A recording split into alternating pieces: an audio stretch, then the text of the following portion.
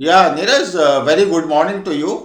और आज हम बात करेंगे 17 से 19 दिसंबर को हरिद्वार में जो धर्म संसद के टाइम पे जो जो सो कॉल्ड प्रोवोकेटिव स्पीचेस हुए हैं। और फिर कॉन्टेक्स्ट ये है कि नसरुद्दीन शाह का जो इंटरव्यू करण थापर ने लिया है वायर पे, उसके that is the overall context which I am setting for today's discussion.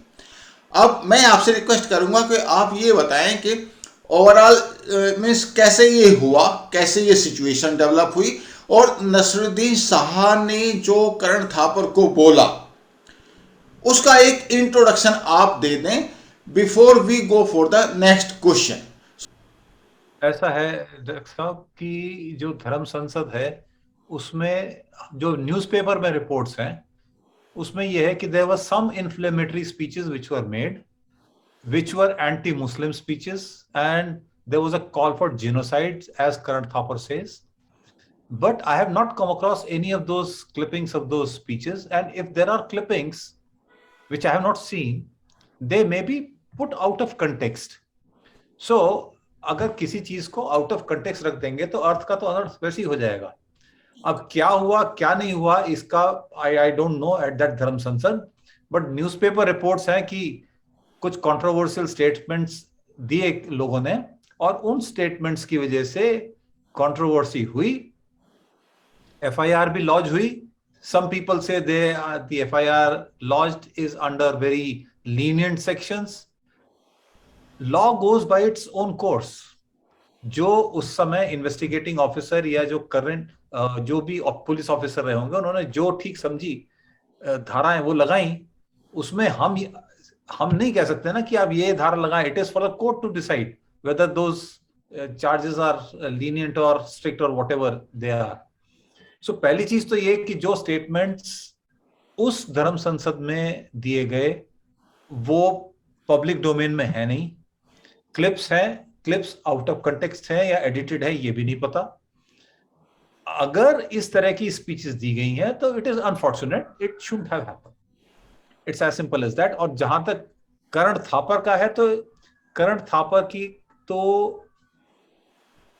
एक इमेज ये रही है और उन्होंने बिहेव भी वैसे ही किया है। He acts against the establishment, and as of now establishment is the BJP government. So he has been making statements.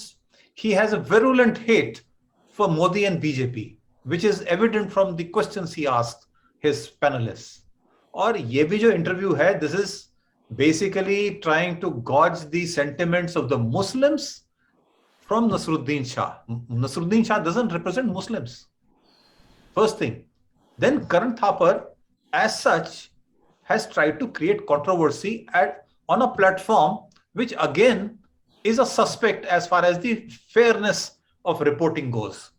The Wire पे अगर इंटरव्यू ले रहे हैं और उसको कर रहे हैं, and we know Wire has deep seated hatred for Mr. Modi and his government. So it's a tainted interview as far as I see. I take it with a pinch of salt, or rather with a sack of salt, especially with Mr. Karan Thapar.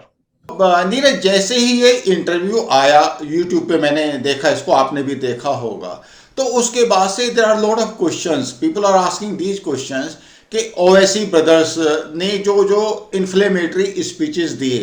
पहला case तो actually 2012 का है जो junior Owaisi के against में है, जिसमें उसने कहा है, मैंने भी सुना है वो, कि 15 मिनट के लिए अगर आप पुलिस को विड्रॉ कर ले फिर देखें हम क्या करते हैं। तो उसके बाद 2019 का दूसरा उनका इन्फ्लेमेटरी स्पीच है जो कि पब्लिक डोमेन में है। उसके अलावा वारिस पठान का भी है। उसके अलावा अभी लेटेस्ट जो है अगर आप देखें तो यूपी में जो ओवैसी हैं, सीनियर ओवैसी जो कि मेंबर ऑफ पार्लियामेंट हैं, उनका भी स्पीच है कि मोदी कब तक पावर में रहेंगे, योगी कब तक पावर में रहेंगे और हिंदुओं को कौन बचाएगा। तो माय पॉइंट इज, अगर उन स्पीचेस के अगेंस्ट में करण थापर ने कोई इंटरव्यू नहीं लिया और किसी ने भी उसको इतना बड़ा इशू नहीं बनाया, तो लोग ऑब्वियसली ये कहते हैं कि ये जो सेलेक्टिव अप्रोच है मीडिया की, व्हाई इट इज देयर। और इसकी वजह से मालूम है क्या हो रहा है इसकी वजह से जो एक्चुअल इशू है वो दब के रह रहा है, वो सप्रेस हो रहा है, फैक्ट्स भी सप्रेस हो रहे हैं और लोगों की प्रीजुडिसेस और बायस वो सामने आ रहे हैं।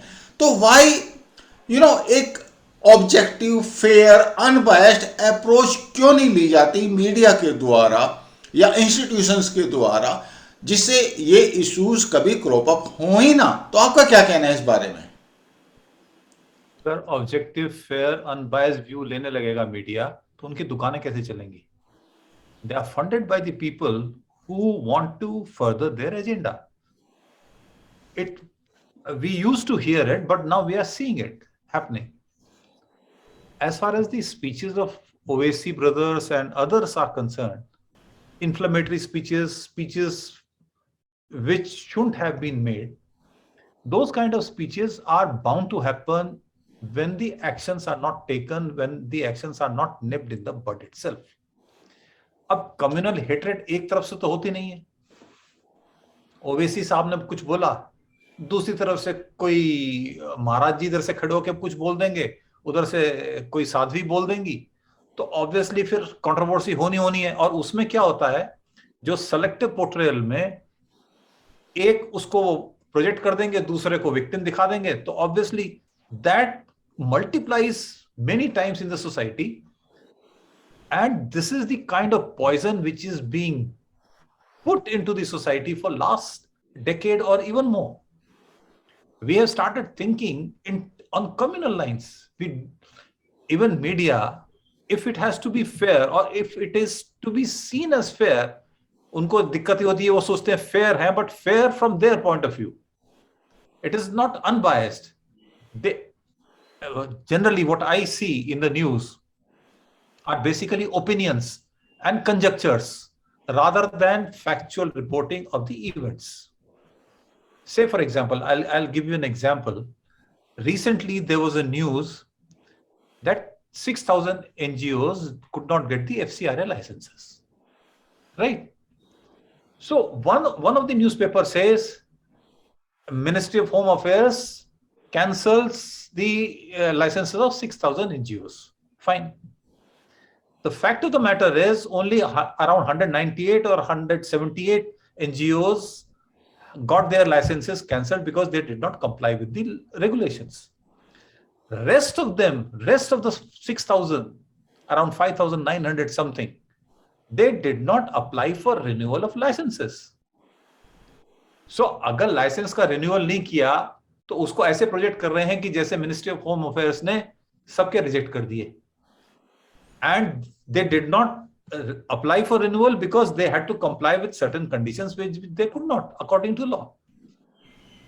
Okay. So इस तरह के जो पोर्ट्रेल्स हैं, अब ओवीसी साहब कुछ कह देंगे, डेफिनेटली कहीं ना कहीं कोई एक्सट्रीमिस्ट एलिमेंट होगा हिंदूज में या सिखों में या किसी और उसमें, वो उसका काउंटर करेगा, दैट विल बी प्रोजेक्टेड. तो ये एक के बाद एक action, counter action, counter action, ये चलता रहेगा और यही चल रहा है पिछले 10-12 साल से. The only thing is to nip these kind of events there itself in the bud. Action लेना वहां पे. If see, हमने सुना है, the judge has to be fair, not only fair but he has to be seemingly fair. तो अगर कहीं action लेना है तो फेयर एक्शन लें across all the sections of the society. When we are saying we are a secular republic, why should some sections of the society get preferential treatment? But जो fact है वो है, preferential treatment है. Because of this preferential treatment, some sections feel hurt, some sections feel ignored, some sections feel it is their birthright to get the things done. तो ये तो हमारी polity और कल्चरल सेटअप है. अगर हम उसको नहीं ठीक कर सकते हैं तो we are in for a very trouble time. Neeraj, अभी हम नसीरुद्दीन शाह ने जो इंटरव्यू दिया वायर में करण थापर को, उसके बारे में straightforward to the point बात कर लेते हैं. और उसमें जो सबसे बड़ा पॉइंट जो उभर के सामने आ रहा है, नसीरुद्दीन शाह ने डिफेंड किया है मुगल्स को, कि मुगल्स यहाँ बेसिकली सेटल होने आए थे और probably up to certain extent they were refugees. उन्होंने यहाँ पे you know, ultimately what exactly he concluded कि they were basically very very secular in approach. उन्होंने यहाँ पे कल्चर डेवलप की, उन्होंने मोनूमेंट्स बनाए, उन्होंने हमारी लैंग्वेज को रिच किया, that sort of situation. Obviously ये जो व्यू पॉइंट है, ये जो मेजोरिटी कम्युनिटी है इंडिया में, वो एक्सेप्ट नहीं करती.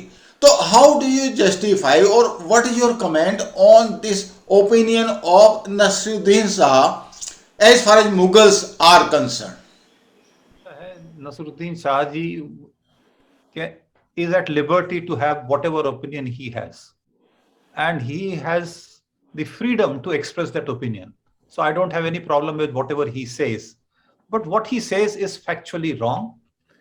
It is indefensible what he says, because court documents, historical records which are available in museums and archives, they prove that Mughals did create atrocities, massacred people for whatever reasons, be it governance, be it religion, or whatever. But they did a lot of atrocities within this country. This cannot be denied. And a refugee does not do atrocities. They were basically tribal chiefs in Central Asia when they could not find foothold there. So वो भगोड़े थे basically. जब वहां पिटे तो यहां आ गए, और यहां पीस लविंग लोग थे आराम से, और देयर वाज आपस में लड़े हुए थे जो राजा थे. जब आपस में फूट पड़ी हुई है, यूनाइटेड नहीं है, तो बाहर वाला तो आ ही जाएगा. And that is what happened.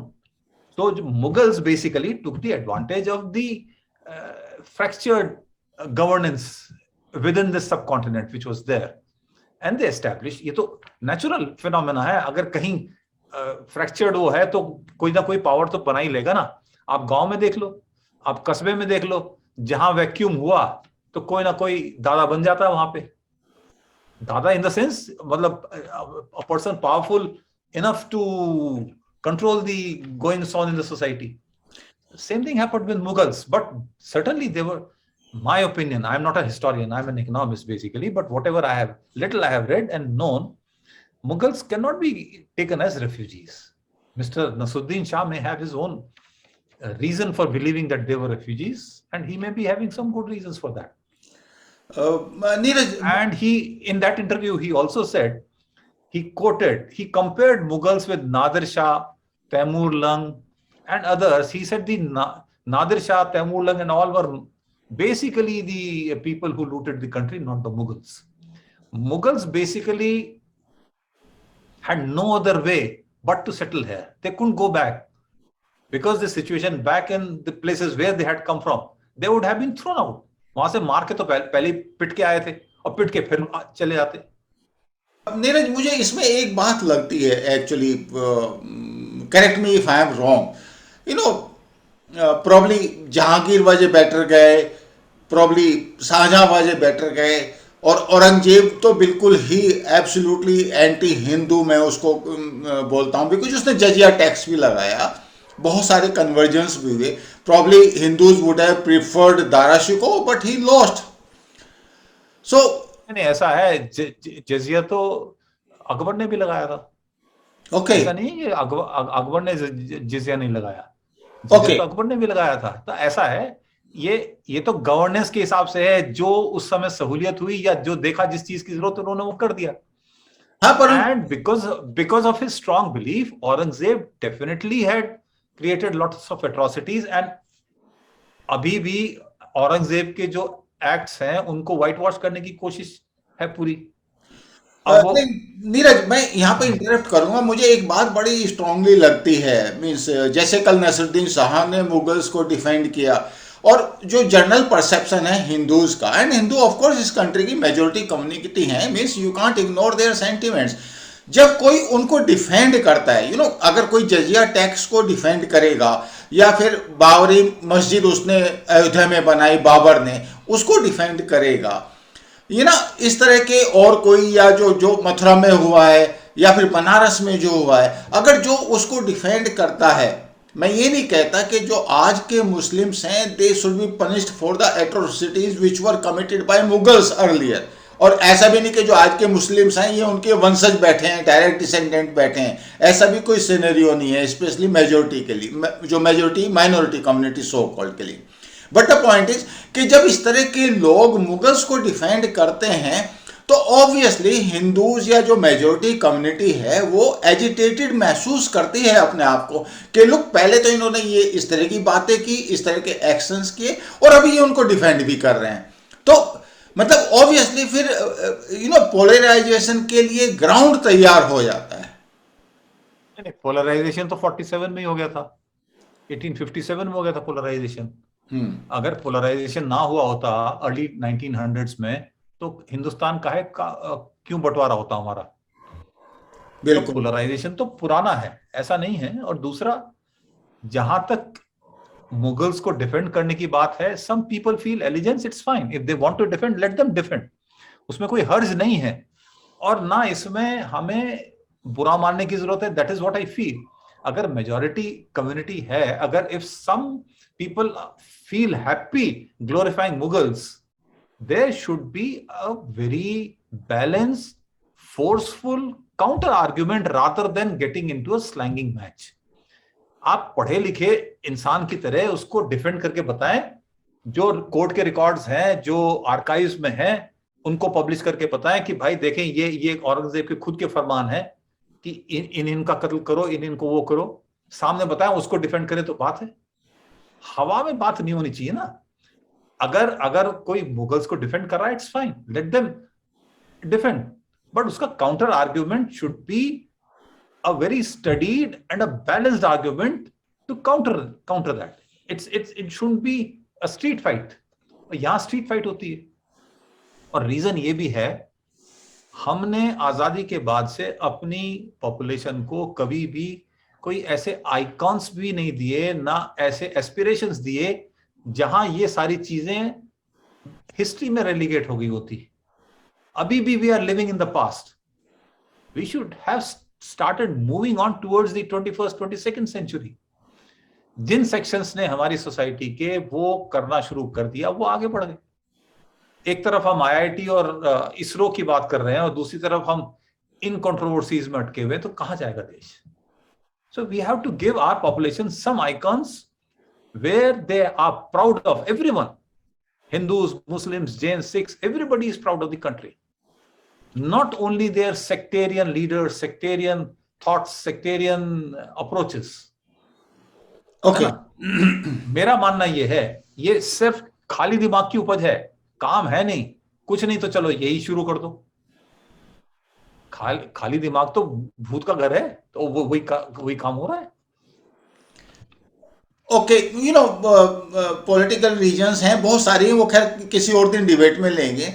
But the point is के एक क्वेश्चन सबके दिमाग में आता है, 47 में देखो, कोई इस बात को भूल नहीं सकता, चाहे हम कितने भी कोशिश करें, चाहे आप कोई भी आर्ग्यूमेंट दे, कि 47 में जो पार्टीशन हुआ वो बेसिकली रिलीजन के बेसिस पे हुआ।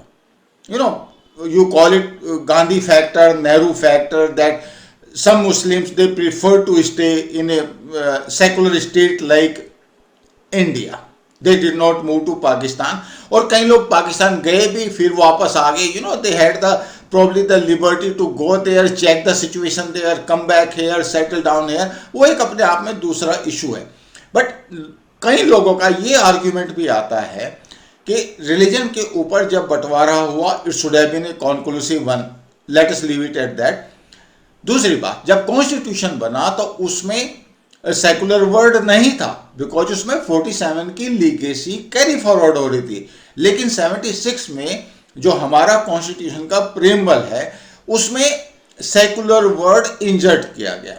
मैं ये नहीं कहता कि उसकी वजह से इंडिया की नॉर्मल जो पोलाइटी है या सोशल कंडक्ट है, सोशल बिहेवियर है, उसमें कोई चेंज आया, मगर उसमें एक काउंटर आर्ग्यूमेंट ये आ गया मुस्लिम्स की तरफ से कि भाई जब सेकुलर है तो फिर ये जो 47 में रिलीजन के बेसिस पे जो डिवीजन हुआ है वो एक तरीके से बेसिस ही खत्म हो गया। Religion has not been the basis of partition because we are a secular state. तो उसमें क्या हो गया कि जो कांग्रेस है या इस तरह की पार्टीज हैं, उन्होंने सेकुलर तो हमारा ठीक है भैया, अपीजमेंट जस्टिफाई हो रहा है। यू नो एक तरीके से इन्होंने लोगों को कंफ्यूज भी कर दिया और साथ में अपीजमेंट के लिए उनको एक बहाना भी मिल गया, और उसकी वजह से जो मेजॉरिटी कम्युनिटी है वो ऑब्वियसली, उनको कोई सेकुलर होने से प्रॉब्लम नहीं है, बट उनको डेफिनेटली अपीजमेंट होने से प्रॉब्लम है। Your take on this? My take is very simple. 47 की बात 47 में ही छोड़ दें तो अच्छा है। उस समय क्या हम कर सकते थे, क्या होता, वो कंजक्चर्स की बेसिस पे आज के आर्गुमेंट्स बड़े ढीले हो जाते हैं। कारण क्या है, अगर रिलीजन की बेसिस पे डिवीजन था जैसा अभी आपने कहा, तो या तो उसी समय पूरा एक्सचेंज ऑफ पॉपुलेशन हो गई होती, या रिलीजन की बेसिस पे वो इस्लामिक स्टेट बन गए थे, ये हिंदू स्टेट रहता। हम चाहे उसको सेकुलर कहें चाहे कुछ कहें, वो नहीं हुआ। अगर नहीं हुआ तो we have to live with whatever situation we have, that is one. Second thing is, जो सेकुलर वर्ड ऐड किया उसके संग सोशलिस्ट भी किया था ऐड, उस पर कोई ध्यान नहीं देता। प्रियम्बल में चेंज किया था 42nd अमेंडमेंट में, तो सेक्युलर सोशलिस्ट रिपब्लिक बनाया था ना हिंदुस्तान को। तो सेक्युलर तो बेसिकली पॉलिटिकल पार्टीज अपने एंड्स मीट करने के लिए कर रही हैं। सेक्युलर का मतलब हुआ क्या है कि कुछ गवर्नमेंट्स के एक्शंस की वजह से seemingly the message has gone that it is only the minority community which is benefiting. Even a prime minister had given a statement that the minorities have the first right on the resources. So if these kind of statements are made, which shouldn't have been made, this is my personal opinion, these kind of statements only create this kind of situation. तो majority community को अगर hurt होना है तो होगी। And ऐसा नहीं है कि मेजॉरिटी कम्युनिटी में कोई सभी समझदार लोग हैं। वहां भी ऐसे एलिमेंट्स हैं जो उत्पात कराना चाहते हैं, वहां भी ऐसे एलिमेंट्स हैं जो इस तरह की घटनाओं को घटित करना चाहते हैं, तो उनको मौका मिल जाता है। और जो बाकी है मेजॉरिटी, वो साइलेंट रहती है। That is the difficulty. अगर कुछ गलत है तो वहीं गलत बोले ना उसको। मेजॉरिटी कम्युनिटी में बोल भी देते हैं पर बाकी लोग में नहीं बोलते हैं। दिक्कत वहां आती है। जो इक्विवेलेंस वाली बात आ जाती है ना, बैलेंसिंग वाली बात, ये जितना भी हम देख रहे हैं, सन आप 76 की बात कर रहे हैं, सेकुलर जब वर्ड किया उसके बाद से अब तक पिछले 40-50 साल से ये जो बैलेंसिंग काउंटर बैलेंसिंग वाली बात है, इसकी वजह से ही सारी समस्या है। अगर आपको याद हो, I am taking a different context to explain the situation. जब भी कोई यूएस या यूरोप से कोई आता था इंडिया की तरफ, तो those people they used to visit India and Pakistan, और पाकिस्तान एंड इंडिया। चाहे वो क्लिंटन आया हो तो हिंदुस्तान के बाद पाकिस्तान गया, चाहे वो कोई आया, ओबामा आया हो तो पाकिस्तान के बाद हिंदुस्तान आया, and so and so fourth. कहां पाकिस्तान, कहां हिंदुस्तान, उसमें इक्विवेलेंस बनाने की क्या जरूरत है? ऐसे ही within the country, if something is being done for a community, let it be done. उसमें इक्विवेलेंस की जरूरत कहां आ जाती है कि अगर इनके लिए किया तो मेरे लिए किया? ये तो मतलब it's sort of a sibling rivalry on a national scale. So we have to come out of this mentality, तभी कुछ हो पाएगा। वरना तो ये तो झगड़े चलते रहेंगे। कोई कहेगा जी हज हाउस बना दिया, कोई कहेगा जी वो हज की सब्सिडी बंद कर दो, उधर से फिर कोई कहेगा जी आप कुंभ मेला क्यों कराते हो, उसका टैक्स क्यों नहीं वो करते हो, हम क्यों कुंभ मेले के लिए टैक्स दें? तो this is endless. These arguments will basically yield nothing, and these are endless arguments. Basically what I understood your point is basically कि जो गवर्नेंस है और जो रिलीजन है उसको काफ़ी हद तक सेपरेट किया जाए, let they operate independently. That is what your argument is. और माय आर्ग्यूमेंट इज सिंपल, अगर सेक्युलर है तो सेक्युलर रहे, गवर्नमेंट का कहीं कोई रोल नहीं है। अगर क्रिश्चियंस और मुस्लिम्स और जैन्स और सिख्स के जो रिलीजियस प्लेसेस है उनका कंट्रोल गवर्नमेंट के पास नहीं है, तो हिंदू टेम्पल्स का कंट्रोल गवर्नमेंट के पास नहीं होना चाहिए। Okay, I got your point. it has to be even-handed. It cannot be some part is secular, some even one of the parties has started saying that temples are the properties of the government. How? तो इस तरह के जो मतलब बेबात की बात करते हैं, उसकी वजह से ही कंट्रोवर्सीज होती हैं, एंड न्यूज़पेपर वाले उसमें घी डाल देते हैं आग में, and they blow it up, and that is why all things happen. होता क्या है, यही होगा ना, किसी ने स्टेटमेंट दे दिया इसके खिलाफ और टीवी पे उसी क्लिप को रिपीट करते रहेंगे, तो ऑब्वियसली उसका इम्पैक्ट तो होगा. सो नीरज, एक पॉइंट नसीरुद्दीन शाह की तरफ से भी आया है और ये बाकी जगह भी डिस्कस हो रहा है. गुड़गांव में ओपन स्पेसिस में जो फ्राइडे के दिन जो नमाज पढ़ी जाती थी, अभी तो वो बंद होगी क्योंकि गवर्नमेंट ने जो परमिशन थी वो विड्रॉ कर ली. बट इसके ऊपर जो जनरली आर्ग्यूमेंट ये आता है कि भाई जो प्रेयर्स करना है वो तो आपका एक कॉन्स्टिट्यूशनल राइट है जो कॉन्स्टिट्यूशन ने गारंटी किया है.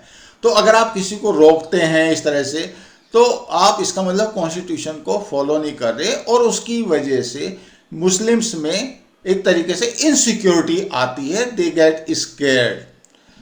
तो आपका क्या ओपिनियन है इस बारे में? बिकॉज काफी लोग के ओपिनियन आ चुके. Let us have your opinion as well on this issue.